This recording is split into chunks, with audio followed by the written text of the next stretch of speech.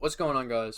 We got another video coming up. Today we're going to talk about why China is so aggressive, or why it seems they are aggressive. So pretty sure most people have seen that China is trying to expand the South China Sea, trying to reunify with Taiwan. They have border conflicts with India. They put harsh trade restrictions on countries that don't agree with their policies. Today I'm going to go over that. I'll need to put in perspective for most people who are viewing this channel, which are people from America, people from Europe. China's history is, compared to America, just America, not Europe, it's pretty much the complete opposite. America is a very young country, very growth-based economy. So China is somewhat similar to the growth aspects, but it's a very old culture as well. It's not just one group. There's many ethnicities and nationalities in China. So China's history is about 5,000 years long, and then America's history, I'm gonna go to the first colonial town, which was Jamestown in 1607, which was when it was founded. So I'm gonna use that, not the 1776 America, because America already had a culture other than the UK, since that's kind of hence why they split off from the UK. So I'm gonna connect the future with the past, so most people can understand, okay, why is China doing this? I'm going to go over 4 truths of China. They are the economy, stability over freedom, China's great humiliation, China's boom and bust, the middle kingdom of Asia, and the last resort will be bullets. The first one is economy and stability. They are willing to give up their freedom. In America, I feel it is quite the opposite. People would rather make less money and enjoy a greater autonomy. And those people say, no, I would work because I would want to work as hard. Well, that's you exercising your freedom. And you could say the same thing about China, but collectively as a society, they are more willing to accept that. If someone doesn't want to work as hard as me, that's good, right? That's a society of freedom. In China, they think they should all work hard. So everyone should be working as hard as they can. Right? Economy and stability is over freedom. That's why China has so much censorship. And then the social credit systems. Believe it or not, the social credit system isn't as big as people might think. I don't believe it's widespread. I hear the social credit system, this and that. I don't think it's as widespread as people think, but the censorship is certainly there. Like, I was recently talking to a Chinese person, and I was giving them my Instagram. My Instagram has a Taiwanese flag because I travel a lot and I have it in my Instagram bio. And it was X'd out.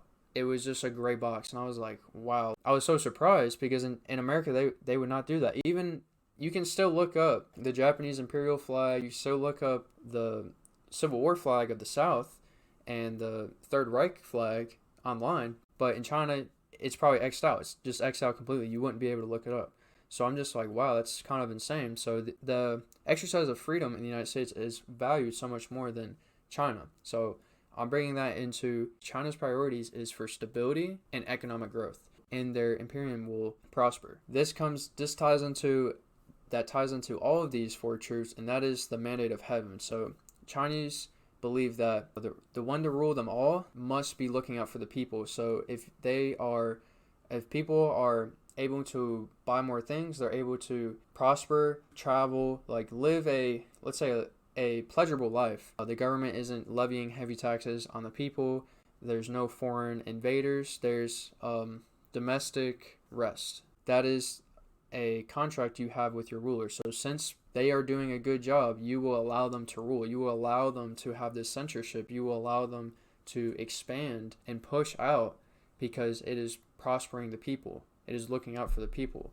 So that is the mandate of heaven for the economic instability over freedom, as we know that censorship is big in China. This ties into the mandate of heaven. To understand the economic instability over freedom, you must understand China's Great Humiliation. So China's Great Humiliation happened during the Qing Dynasty, where pretty much the West and America, Germany, France, the UK, pretty much all the colonial powers had forced upon China extremely unfair economic policies that exploited the Chinese people. This was a great humiliation. China's economy, obviously they weren't an industrialized economy at this point, they're more agrarian, but they still made a lot of goods because they still had so many people. For a long time, China has always been the largest economy in the world because they have so many people, because their government is quite efficient at ruling people And because China is a wheat slash rice society, it allows them to organize themselves and have lots and lots of people and live together pretty harmoniously. China, since they weren't industrialized, pretty much all around the world, Japan, Korea, Vietnam, Cambodia, obviously the Americas, the Middle East, they were all exposed to this. And China, I feel, was one of the worst because China has always had its health self at such a high pedestal. So China's Great Humiliation during the Qing Dynasty, which exposed them to civil unrest, warlords. You hear about the Taiping rebelling, trying to push out Western influence, and it failed. So we see that, and China is still wearing the scar on its face. The CCP says, never again, we will never let that happen. And comes into the mandate of heaven. If they let that happen again, people will fight back over the government. Just as the Qing Dynasty fell, the nationalists came up, the CCP came up, they rose to power, the nationalists fought the Japanese and then expended most of their energy. Then the CCP fought and won. They will allow that. In the mandate of heaven, if a government overthrows the previous government and they are in power, the people will say, okay, we accept this because the mandate of heaven allows the ruler to rule the people in that place. Because it will. It's like the ball don't lie. The ball goes in, the ball went in, that's truth. This government is valid. And the Chinese people won't question it as long as this government is prospering, allowing economic benefit to grow in China. This ties into the third truth. China's boom and bust, Middle Kingdom of Asia.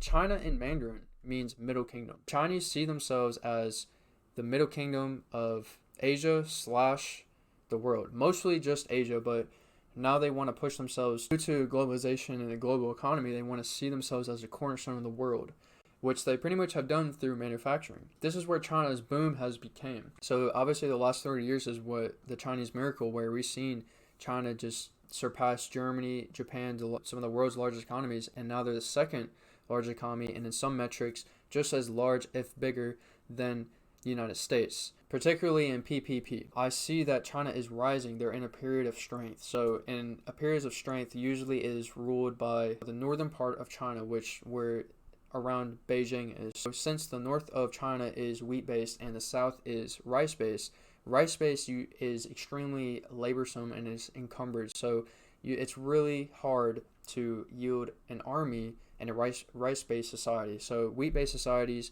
you plant your crops in spring, you harvest at fall, and then during that winter is when you can campaign. You can get the troops from the farmers or levies that have already done farming because there's nothing to do during winter, and then you can conquer the south. So this is where historically the center of Chinese power is the north, which is the CCP. This is where in times of chaos, the south will fragment from the north. So Shanghai, Hong Kong, Macau, these cities on the coast that usually hold a little bit more autonomy because they are on the coast and they're able to trade with other societies, they usually fragment first and then the rest of China fragments after them. That's what we see possibly, let's say, with Hong Kong. That's why we look at takeover of Hong Kong. This is where China is growing strength, and this is the historical paramount where China is growing. It will try to conquer. China has tried invading Vietnam around 27 times, and it's only succeeded twice. So China is constantly trying to conquer the South when strong. Now, when it busts, like I said, it will fragment. This is what we could see potentially in the future with, say, Tibet succeeding to be its own country, the Uyghurs getting their own country, and then even Manchu, which was the people. So the Qing Dynasty was based off the Manchus, which is Manchuria. They could fragment. Hong Kong could be autonomous. Shanghai could be autonomous. And Macau could get its autonomy. So if we ever see China bust, like some people are forecasting, saying that China is going to collapse due to demographic issues or external pressures, that these parts of China, we could see them fragment from. All in all, China sees itself as the hegemon, the Middle Kingdom of Asia, so it wants to hold on to this title. The mandate of heaven will allow the ruler to stay in power with the people as long as they are prospering and there is no foreign threats.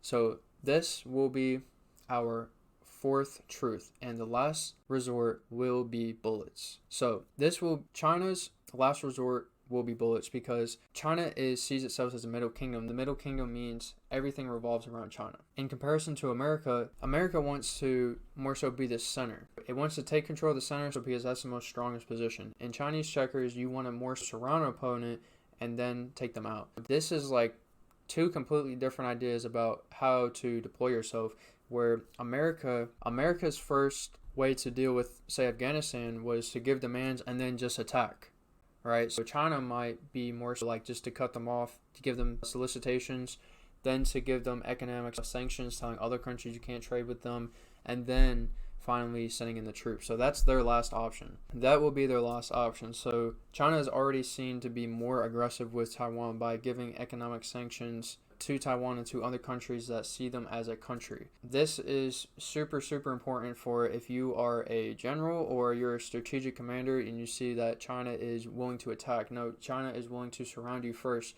China will wither the United States down first before it even shoots the first shot, because in total war terms, America has won both world wars relatively unscathed. To give it credit though, America has fought probably the least in world wars, because we join in the middle time of the war. China is less likely to actually start a war because they see themselves as a middle kingdom. When China usually conquers a place, they usually just send in bureaucrats, or they want to have a friendly relationship with that country because they want to bring it into their sphere of influence. They want to leave it up.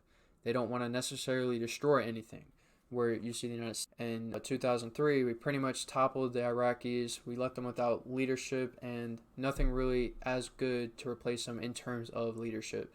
So China is less likely to make that mistake as we have. They definitely will use military force if come to say that we are threatening the mandate of heaven for the CCP. So say Taiwan, if we see that we're giving enough pushback to the CCP and they back down, that could insurrect a revolution in China. That's where all the censorship, that's where all of this kind of connects, right? Is like CCP is scared of losing the mandate of heaven for its people, and it can't back down to the West, right? So it's not that the CCP is being so aggressive. This is how China sees, like, it is recovering from the Great Humiliation. The South China Sea historically has been China, and China sees it like that. And obviously, we want to have freedom of navigation, so it's a conflict of interest. They will either sign a treaty or fight, or China will continuously try to get back the China Sea. But this is an enemy that, I wouldn't say an enemy, but a country that sees its rights to its historically lands, even though the United Nations has said that, hey, your economic zone is this distance from your shore, and you can't own international waters. China sees that it wasn't at the table for making those rules. So this is why China is so aggressive in that, because it sees it from a historic perspective that it's theirs. Like I said, China's history dates back 5,000 years. I'm not saying it's just, and I'm not saying it's right. I'm just saying this is how China sees it. Just as America used the manifestation to claim the West and go coast to coast, China sees the same thing. It's a destiny, it's a mandate of heaven to bring back China's glory as a middle kingdom for Asia. Same thing with Taiwan. Taiwan is not even the nationalist. The Taiwanese island has been under China's influence for hundreds of years. Even so, it sees Taiwan as part of its influence. So those are the four truths of China. Now the conclusion here is we see China being more and more aggressive, and how it's being depicted in the media is like it seems like they're gearing up for war. Now, like I said, this is going to be their last step, is war. Is if we give them pushback, we provoke them. Now, war with Japan and America, we semi-provoked them. We told Japan, hey, you need to stop invading China. We're going to give you an oil embargo. And then the foreign minister of Japan telling the United States there will be grave consequences for this oil embargo. And then obviously Pearl Harbor happened. We beat them back. China is pretty much expanding on all sides. They're stealing intellectual property, giving countries debt so they can build their infrastructure, they can build their economic policy. They've made BRICS. They're doing things that is putting them on the world stage, and eventually it's going to lead to the point where there may be a war or a cold war. Say the Soviet Union and the United States, I think, is a really good comparison. So Soviet Union was a rising power, and United States was also, I would say, a rising power, but pretty much the victor after World War II. And the Soviet Union collapsed. There was no war. Germany was the rising power 3 times. The first one, World War I, they lost. World War II, they lost. The third one ended in no war. Germany is now the biggest economy in Europe when it comes to GDP. So they won the third time. They are the hegemony when it comes to the EU, and eventually will be NATO when they build out their armed forces again. Not just because China is a rising power and we see that as a threat as a young country. Young countries tend to overreact to things. Just like young people overreact to things. The United States is inherently a young country. We are overreacting to China. So I would say that's more so why we see China as a threat, why we see China doing expansionary things, which 100% could lead to war. And I think China is not ready to go to war. China is not, that's not their first leg up against the United States. Economically, building out stuff, making the right alliances, that's how China will weather the United States down. It may not be a direct conflict. This is what I see in the future. China still building up its economy, building up its armed forces, and then being ready not to take a step back but a step forward when the United States makes a demand on it. This will be the end of the video. Ciao ciao mi amigo.